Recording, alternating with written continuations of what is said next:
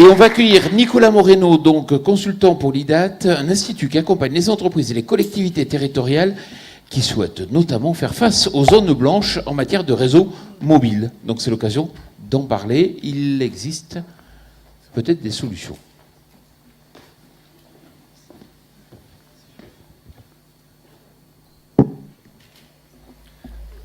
Bien, bonjour à toutes et à tous. Merci tout d'abord à la chaire agrotique de nous avoir sollicité pour venir intervenir à vos côtés. Je crois que ça marque encore une fois le dynamisme de l'agglomération dans le domaine du numérique et je crois qu'il faut s'en féliciter.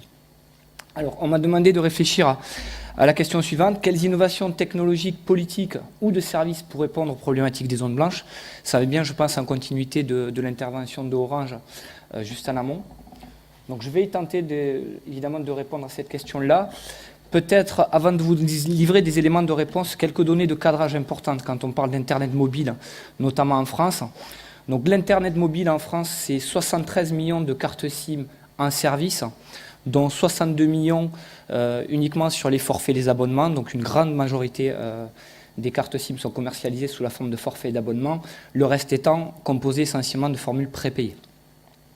53 millions de cartes actives sur les réseaux 3G lors du dernier trimestre de l'année 2016. 32 millions de cartes actives sur le réseau 4G. Je ne vous ai pas mis l'évolution, mais vous allez me croire volontiers, il y a une vraie progression évidemment de l'utilisation de ce type de service, notamment en raison de la progression de l'Internet mobile. En ce qui concerne le taux d'équipement, on arrive aujourd'hui à un seuil plafond au niveau de la population équipée en téléphonie mobile. 93% de la population française dispose d'un terminal mobile. Donc une progression de 1 point à 1 an. Donc on est plutôt en phase de stabilité là-dessus. En revanche, une vraie progression des terminaux smartphones qui permettent par définition l'accès à l'Internet mobile, puisqu'environ 2 tiers des Français aujourd'hui en disposent d'un. Avec là aussi une augmentation relativement significative, 7 points en 1 an. Et si on remonte 1 an en arrière, on avait 12 points d'augmentation entre 2015 et 2016. Alors qu'en est-il justement de la population des agriculteurs? Donc j'ai extrait des résultats de l'enquête qui a été menée en 2016 par BVA et Intermédia, qui portait justement sur les agrinotes. Un premier constat que l'on peut faire d'emblée, c'est que la population est manifestement moins touchée par la diffusion des terminaux mobiles. Donc en l'occurrence, vous l'avez sur le tableau ci-dessus, on a une proportion d'agriculteurs plus forte qui disposent d'un ordinateur à domicile et à l'inverse, la tendance sur les terminaux mobiles est un peu moins élevée. Néanmoins, des agriculteurs certes moins nomades, mais on peut noter une progression, une vraie dynamique par rapport à l'utilisation des terminaux en situation de mobilité. Vous voyez sur le graphique du dessus qu'entre 2013 et 2016, l'utilisation de tablettes et de smartphones a nettement progressé pour se connecter à Internet.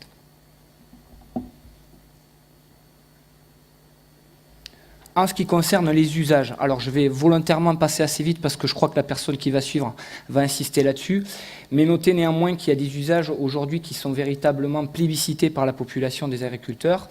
Quand on prend les usages principaux sur support smartphone, on voit que la consultation, par exemple, de la météo à des fins professionnelles est largement utilisée, près de 3 agriculteurs sur 4. Et puis, en parallèle, on en a eu des exemples ce matin lors des interventions, des nouveaux services qui se développent en situation de mobilité, avec pas mal d'applications dans le domaine, je ne vais pas toutes les citer, mais il y a une vraie dynamique là-dessus, et on peut retenir notamment que près de 3 applications dédiées à ce secteur sont téléchargées par les agriculteurs qui utilisent un smartphone.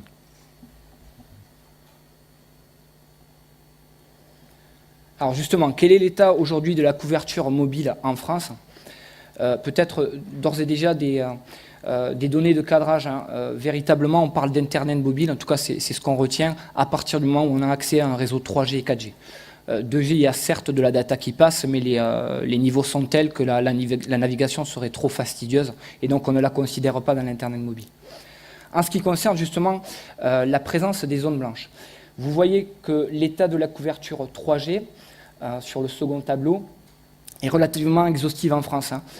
Si on considère l'ensemble des opérateurs, on a pratiquement l'intégralité de la population qui est couverte. Vous allez me dire, c'est souvent les derniers pourcentages qui sont les plus difficiles à aller rechercher parce que justement les investissements à consentir sont plus forts.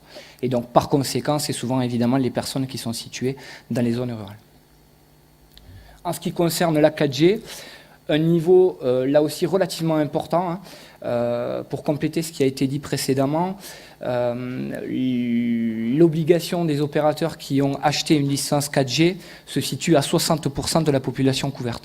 Donc on est au-dessus des référentiels en ce qui concerne la situation actuelle.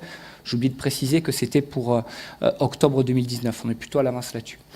Là où le bas blesse, c'est probablement sur les zones rurales, où il y a une obligation de couvrir au 1er janvier 2017 40% des zones rurales en service 4G.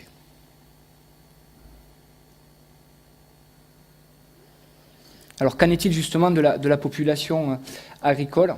67%, donc soit 2/3 des exploitations aujourd'hui, ont accès à un service d'Internet mobile, qu'il soit d'ailleurs 3G ou 4G. À l'inverse, et à contrario, il y a 6% des exploitations qui ne disposent pas aujourd'hui d'une connexion Internet, qui est évidemment dommageable compte tenu des usages qu'on a cités précédemment. En parallèle de cela, il faut noter qu'au-delà du déficit de connexion et de couverture, il y a aussi des écarts de qualité qui sont mesurés justement par l'ARCEP entre les zones rurales et les zones de forte densité. Ça porte notamment sur la qualité des appels dont on parlait justement à l'instant, où effectivement 86% des appels sont d'une qualité parfaite en zone rurale, alors qu'ils sont 97, soit presque l'intégralité, en zone dense.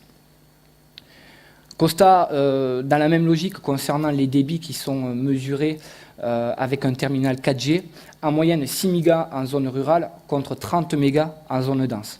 Donc il y a une différence quand même que l'on peut noter sur les zones rurales, mais aussi par extension sur les zones d'exploitation agricole, à la fois sur le niveau des couvertures et sur la qualité des services qui sont délivrés par les opérateurs. Alors face à ce constat, des éléments de réponse sur le plan politique. Bon, le constat est relativement simple, on a une concentration aujourd'hui des déploiements des opérateurs privés dans les zones rurales. Pourquoi ? Parce que tout simplement, le potentiel de retour sur investissement est évidemment meilleur que dans les zones rurales, puisqu'il y a un potentiel d'abonnés beaucoup plus important en zone dense par rapport aux zones rurales, mais ça je vous apprends rien. Donc, concernant les politiques qui ont été mises en place, plusieurs plans successifs de résorption des zones blanches se sont succédés depuis 2003. Ils ont été renouvelés par les différents gouvernements en vigueur. Et à terme, ce plan de résorption des zones blanches doit concerner et concerne 3800 communes en France. Alors, il a été complété en parallèle de mesures législatives, puisqu'il y a une loi donc, inscrite le 6 août 2015 qui a renforcé justement le pouvoir de contrôle et de sanction du gendarme des télécoms qu'est l'ARCEP pour pouvoir marquer, si j'ose dire, à la culotte les opérateurs face à leur déploiement. Donc il y a 3 actions que l'on peut véritablement noter dans le domaine. Une première action qui vise à finaliser le programme dont je parlais, qui a été entamé en 2003, qui s'appelle Zone Blanche Centre-Bourg, qui a pour objectif de garantir une couverture mobile minimale dans la totalité des centres-bourgs préalablement identifiés par l'ARCEP, donc les fameuses 3800 communes couvertes. Donc vous aurez noté qu'on est plutôt sur un référentiel de centre-bourg, et donc par conséquent, j'imagine qu'un certain nombre d'exploitations agricoles étant éloignées des centres-bourgs, elles ne sont pas forcément inscrites dans le cadre de ces programmes. Mais malgré tout, il y a des actions qui sont menées dans le domaine. Donc 3800 communes, il y a eu en fait en 2015 une nouvelle étude de l'ARCEP qui a ajouté 268 communes prioritaires pour compléter donc, ce dispositif-là. 30 millions d'euros supplémentaires ont été bloqués et des échéances ont été fixées pour délivrer justement un service à minima 2G à fin 2016 dans l'ensemble de ces communes. En termes d'avancement, vous voyez qu'on a un retard qui est aujourd'hui observé, 92% des centres-bourgs couverts au 31 décembre 2016. Donc il faut noter notamment qu'il y a eu des mesures qui ont été prises à l'encontre de SFR et d'Orange, puisque justement ils n'avaient pas respecté leurs engagements par rapport à la couverture 2G d'un certain nombre de communes. Une deuxième action qui vient en complémentarité de la première, Je vous l'ai dit, hein, en 2003, quand le dispositif a été mis en œuvre, on ne parlait pas à l'époque d'Internet mobile et encore moins de 3G. Donc l'objectif, c'était véritablement de fournir un service voix, donc 2G. Et donc, en l'occurrence, les premières communes bénéficiaires de ce dispositif n'ont aujourd'hui pas forcément de service 3G performant. Donc l'action 2 a cet objectif de mettre à niveau ces communes préalablement sélectionnées dans le cadre des premières vagues en fournissant et en demandant aux opérateurs de délivrer du service 3G. Donc il y a 1700 communes sur les 3800 qui sont concernées et l'opération doit être finalisée à la fin du premier semestre 2017. À l'heure actuelle, ou plutôt au 31 décembre 2016, 75% des centres-bourgs étaient couverts. Alors je vous ai mis une carte sur le département de l'Hérault, hein, je vais être chauvé un petit peu. Alors c'est pas tant le statut qui m'intéressait dans cette carte parce qu'il y a probablement un retard pour le coup. Hein. On parle de 75% des centres-bourgs couverts au 31 décembre 2016. On voit que sur la carte, en tout cas pour le département de l'Hérault, les situations de couverture actuelles ne sont pas forcément équivalentes à 75%. C'est plus pour que vous mesuriez le degré d'influence de ce type d'opération sur un territoire tel que le département. On voit que ça couvre quand même pas mal de territoires sur l'Hérault. Alors l'action numéro 3, qui propose un traitement ciblé des problèmes de couverture mobile identifiés localement. Alors elle diffère des deux précédentes parce qu'elle prend la forme d'un appel à projet qui est lancé notamment auprès des territoires. Alors initialement, ce programme-là n'avait pas cette forme. Il était plutôt dédié aux sites d'intérêt économique et touristique, et au gré et au regard notamment des remontées terrain, la mission très haut débit qui gère les trois dispositifs a souhaité faire évoluer ce programme-là pour plus globalement intégrer des sites qui souffraient d'un déficit de connexion. Donc il y a 1300 sites qui sont prévus avec un budget de 73,5 millions d'euros et l'ensemble du dispositif devrait prendre fin à la fin de l'année 2019. Donc à l'heure actuelle, plutôt au 1er mars 2017, environ 6 millions d'euros engagés par l'État pour un peu moins d'une centaine de sites concernés. Alors vous allez me dire comment faire pour faire remonter ces problèmes-là. Vous avez la possibilité, si vous êtes par exemple un agriculteur, un professionnel de la filière, de faire remonter vos problèmes de connexion. Il suffit de solliciter vos élus locaux, qu'ils soient maires, conseillers communautaires dans une intercommunalité, conseillers départementaux par exemple, qui ont la possibilité d'accéder à une plateforme dont vous avez l'adresse en bas du slide, qui va permettre justement de décrire le problème et de le faire remonter auprès des instances en charge de ce programme-là. Alors c'est assez bien fait, hein, je vous invite à faire l'exercice, mais vous avez un formulaire relativement détaillé qui vous permet de préciser l'ensemble de vos problèmes. Une fois que le dossier est prêt, il est ensuite traité et priorisé à l'échelle des préfectures de région, qui sont les représentants de l'État, hein, en l'occurrence dans la région. Ces instances-là donc, réunissent donc les représentants de l'État, également les élus locaux concernés, et arbitre en fonction du niveau de priorité des problèmes. Donc c'est organisé à l'échelle semestrielle. Et donc ensuite, une fois que ce travail est accompli, à l'issue de la réunion, l'information est envoyée dans un troisième temps aux opérateurs qui analysent au cas par cas les soucis qui ont été remontés. Une fois que les opérateurs ont analysé les problèmes, une nouvelle réunion est organisée, ce qu'on appelle une CRANT, une commission de concertation régionale pour l'aménagement numérique des territoires, qui réunit les collectivités locales concernées, les opérateurs, et donc qui permet de traiter et de choisir des réponses aux différents problèmes identifiés. Vous avez 3 cas de figure possibles. Je vais commencer par le dernier, hein, le plus simple, probablement le cas de figure numéro 3. L'opérateur acquiesce et fait évoluer ses réseaux. Donc il n'y a pas de problème là-dessus. C'est lui qui prend à sa charge l'ensemble des investissements pour améliorer la situation. Le premier cas de figure, l'opérateur constate mais ne souhaite pas investir. En l'occurrence, la puissance publique prend le relais. Je décrirai tout à l'heure les modalités d'ailleurs. Et puis un deuxième cas de figure qui fait office de point dur. Il n'y a pas d'entente ça n'a pas abouti à une attente consensuelle. À ce moment-là, il y a une contre-expertise qui doit être mandaté par la collectivité, donc en l'occurrence la commune, l'intercommunalité ou le département. Et donc, en fonction des résultats de l'étude, soit l'opérateur est débouté, auquel cas la collectivité peut effectivement intervenir, soit il a raison et la situation reste au statu quo, puisqu'en l'occurrence, il vient de démontrer que la couverture est bonne. Alors, comment ça se passe en termes d'investissement public ? Généralement, l'État co-investit dans le cadre de l'intervention des collectivités locales. L'État co-investit aux côtés des collectivités territoriales pour la construction de la station de base mobile et la construction du point haut. Les collectivités locales, donc je le redis, communes, intercommunalités, départements, régions, investissent sur le foncier et sur le raccordement électrique de la station de base. L'État va prendre en charge, ce qui est souvent d'ailleurs le plus onéreux, l'aménagement de la dalle et les différents frais de génie civil qui s'y rapportent. Une fois que la station est construite, les opérateurs sont invités à installer leurs équipements mobiles. Ils ont d'ailleurs obligation à le faire.